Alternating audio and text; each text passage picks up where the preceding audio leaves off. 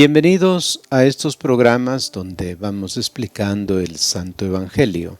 En realidad lo que quiere hacer es un acercamiento para que el domingo, pues ya con las ideas que tenemos del Evangelio, prestemos mucha atención a la homilía, que es parte pues, de la celebración litúrgica.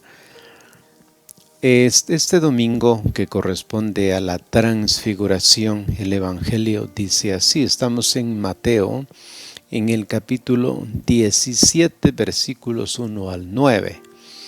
En aquel tiempo Jesús tomó consigo a Pedro, a Santiago y a su hermano Juan, y subió con ellos aparte a un monte alto. Se transfiguró delante de ellos y su rostro resplandecía como el sol, y sus vestidos se volvieron blancos como la luz. De repente se les aparecieron Moisés y Elías conversando con él. Pedro entonces tomó la palabra y dijo a Jesús: Señor, qué bueno es que estemos aquí. Si quieres, haré 3 tiendas, una para ti, otra para Moisés y otra para Elías. Todavía estaba hablando cuando una nube luminosa los cubrió con su sombra y una voz desde la nube decía: Este es mi Hijo, el amado, en quien me complazco, escúchenle. Al oírlo, los discípulos cayeron de bruces, llenos de espanto. Jesús se acercó y tocándolos les dijo: Levántense, no teman. Al alzar los ojos no vieron a nadie más que a Jesús solo. Cuando bajaban del monte, Jesús les mandó: No cuenten a nadie la visión hasta que el Hijo del Hombre resucite de entre los muertos. Hasta aquí nuestro relato. El relato comienza dándonos algunos pincelazos sobre el tiempo, la escogencia de los compañeros de Jesús y la ubicación. Ya hemos oído 6 días después. Se trata del tiempo. Esta es la frase que conecta con el relato precedente de la confesión de fe de Pedro y el anuncio de la cruz y su seguimiento. Se podría ver quizás alguna alusión a lo que dice Éxodo 24:16. Ahí dice que la gloria de Yahvé descansó sobre el monte Sinaí y la nube lo cubrió por 6 días. Lo notable es que cuando llega el 7º día, Dios se manifiesta plenamente. Es probable que San Mateo no solo esté pensando en los 6 días precedentes, sino en el 7º día en que está por venir, el de la manifestación de la gloria de Cristo en la cruz. El 7º sería el día del cumplimiento. Ahora bien, el texto también nos habla de los compañeros de Jesús. Son 3, Pedro, Santiago y Juan. La alusión hermano, si bien es una referencia biológica, que así la entendemos, podría estar cargada también de sentido en San Mateo, quien gusta de subrayar la fraternidad. San Mateo nos dice que estos mismos 3 que acompañan a Jesús en la casa de Jairo, de esta manera nos encontramos que se trata de un arco en este momento al momento definitivo, cuando en el capítulo 26, versículo 37, lo acompañan en Getsemaní, en la introducción de la pasión. Así tendríamos a Jesús allá en el monte de la transfiguración, cuando contemplan su gloria, y también en el momento en el que están allá en el monte de los olivos, preparando la muerte y resurrección gloriosa de Cristo. San Mateo nos dice que esos mismos 3 compañeros pues estén, diríamos, directamente conectados con lo que va a acontecer, sino que más bien ellos están contemplando una escena que más adelante dirá ¿por qué no hacemos aquí 3 tiendas? Y Jesús dirá que no, porque la verdadera manifestación se espera en el momento de la gloriosa resurrección. En la ubicación en Mateo encontramos alusión a 3 montes significativos, que son el monte llamado de las tentaciones, el de la transfiguración y el del envío de los 11 por el mundo entero por parte del Señor resucitado, que lo encontramos en Mateo 28:16.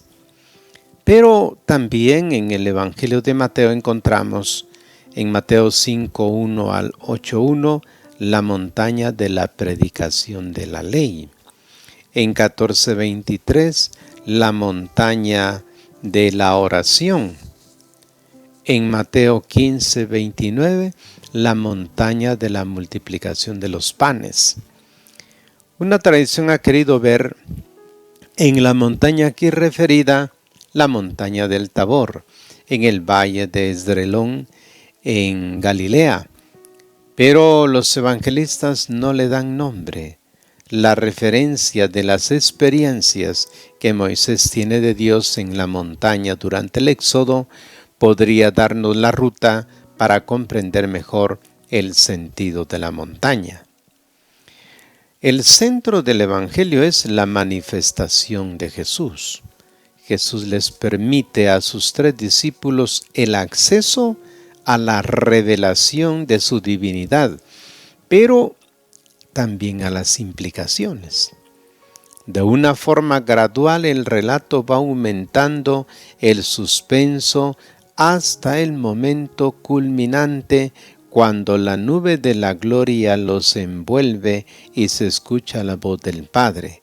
Todos los elementos están bien conectados. Por eso ahora viene el momento de la manifestación de Jesús.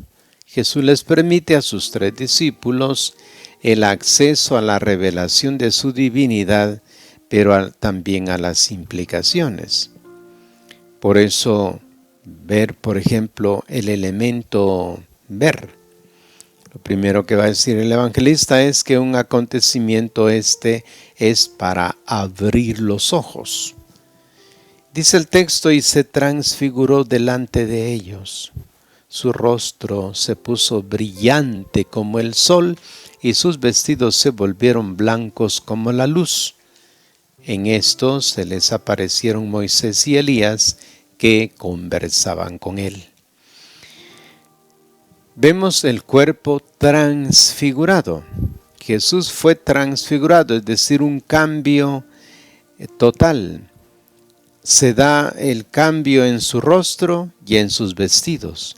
El resplandor de su cuerpo traspasa los mismos vestidos. Para ayudar a entrar en el acontecimiento, Mateo acude a los símbolos del sol y de la luz. Como el sol, dice, como la luz. El sol y la luz son símbolos del cumplimiento de lo divino, así como la tiniebla extrema simboliza la desventura y la lejanía de Dios. Ya desde el principio del Evangelio habíamos sido familiarizados. A los que habitaban en parajes de sombras de muerte, una luz les ha amanecido. Cuando en el Antiguo Testamento se dice que Dios refleja su presencia a través de una persona, se acude a esta simbología, como en Jueces 5:31. Aquellos que lo aman son como el salir del sol con todo su fulgor.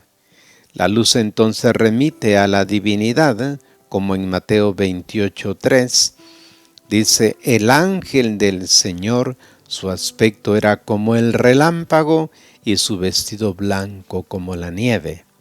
Como vemos, están estos elementos en la transfiguración y en la gloriosa resurrección del Señor. La aparición de Moisés y Elías, porque encontramos a estos 2 personajes en el lugar.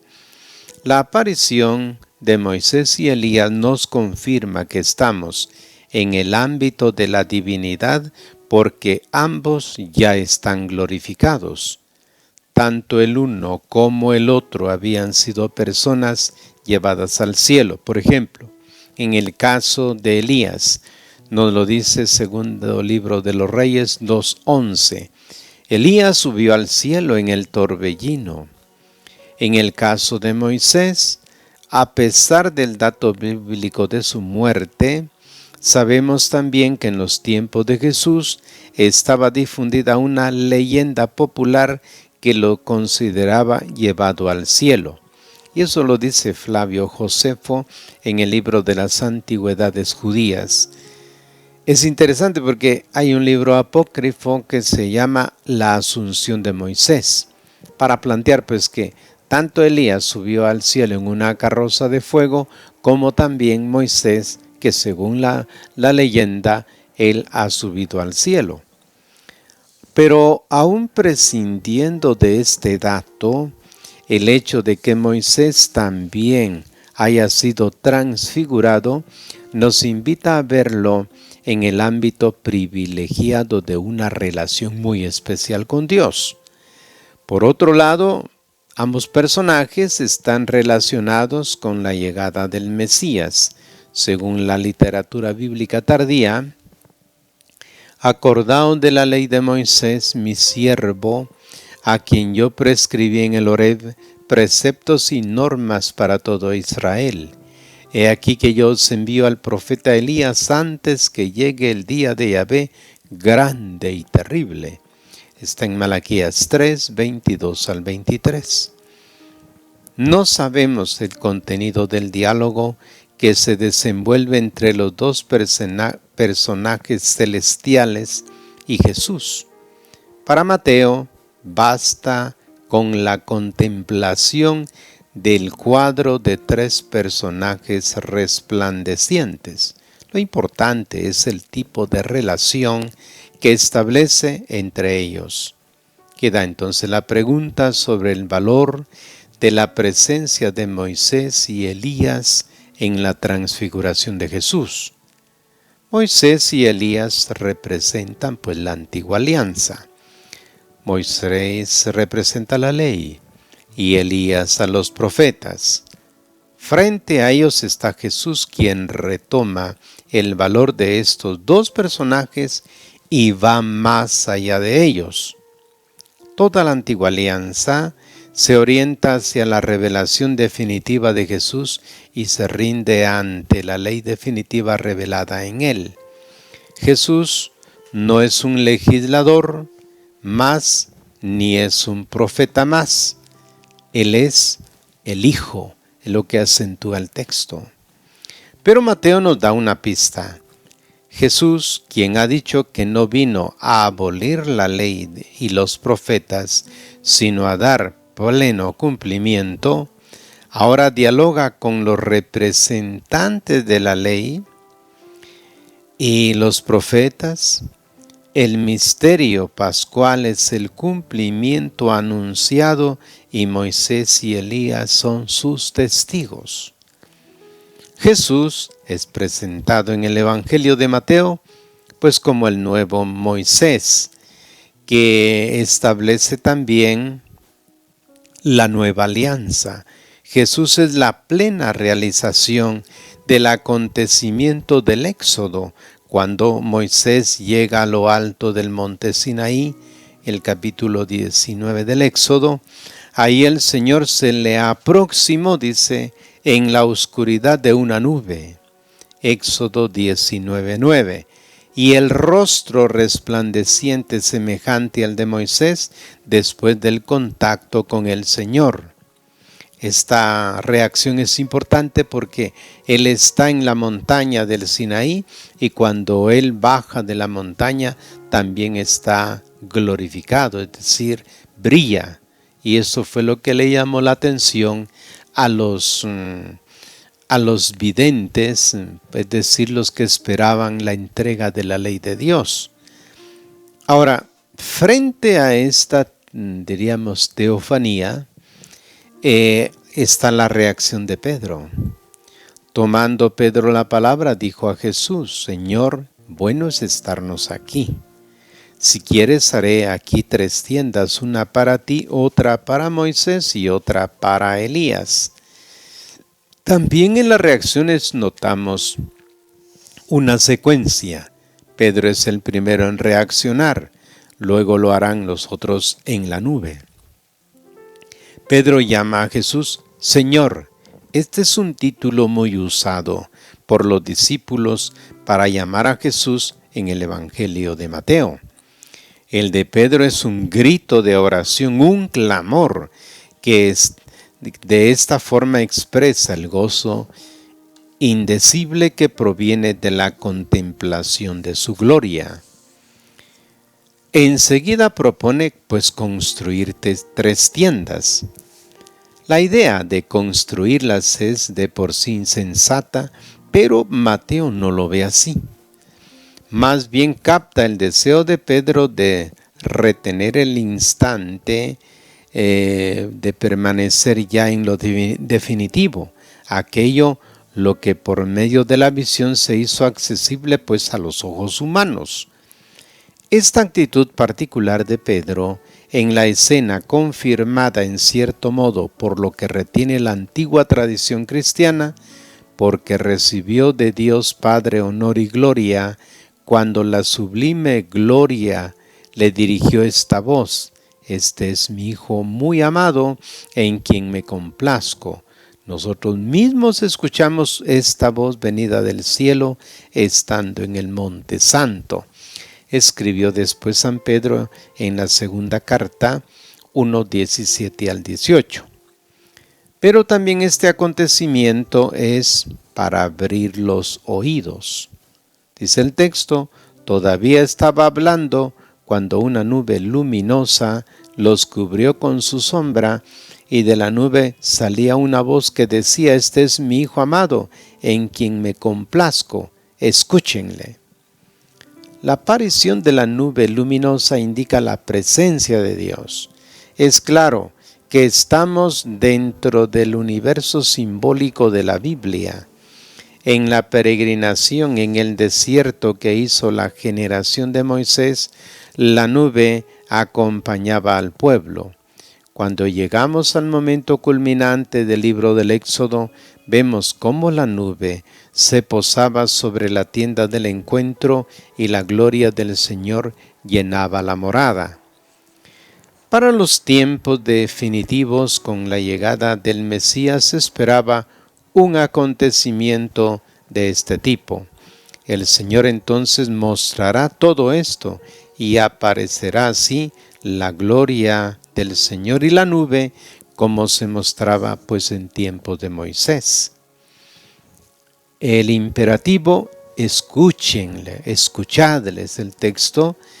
Jesús, cuanto Hijo de Dios, le trae al mundo la salvación definitiva que se hace visible en su transfiguración y comunión con los personajes celestiales. Por eso se le debe escuchar. Él es la plenitud de lo que dicen la ley y los profetas. Nos damos cuenta entonces que se trata de prestar atención a la palabra definitiva. Dado que Moisés representaba la ley, el profeta representaba naturalmente la línea de profetas, palabras que habían dirigido al pueblo judío hasta el momento en que Jesús está con ellos. Pero Jesucristo es la última palabra. Por eso, al celebrar ahora nosotros el encuentro con el Señor en el domingo, nos vamos a encontrar con Él en el misterio eucarístico. Y allí, sobre el altar, será nuestra nueva montaña, donde Él no se transfigura, sino que a través de la transubstanciación estará presente en nuestros altares. Gracias por su atención y hasta una próxima oportunidad.